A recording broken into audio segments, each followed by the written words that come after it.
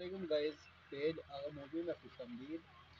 तो गाइस, आज हम एक और मोबाइल की अनबॉक्सिंग वीडियो लेके आए हैं सिर्फ आपके लिए। आजकल 2020 2021 ये इस वक्त टॉप ट्रेंडिंग मोबाइल में चल रहा है।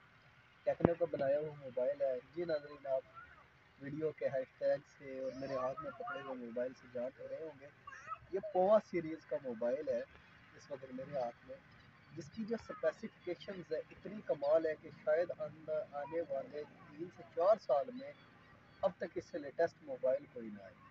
ये नाज़रीन ये 128 GB में है। इसकी जो Hello G80 ये फुल गेमिंग प्रोसेसर है।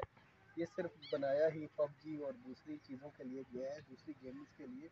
इसमें गैस 6000 mAh बैटरी है जो बहुत लॉन्ग लास्टिंग है कि अगर आप गेम भी खेलें तो इंशाल्लाह आपके 2 दिन निकल जाएंगे।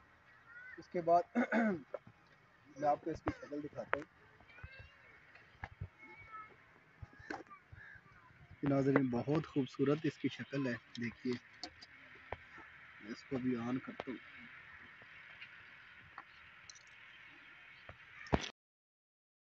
वारंटी कार्ड है इसके साथ, इन्होंने एक पाउच दिया हुआ है, प्रोटेक्टर दिए हुए हैं, ऑल काइंड ऑफ एक्सेसरीज जो किसी को ज़रूरत होनी चाहिए वो सब इसके अंदर मौजूद है।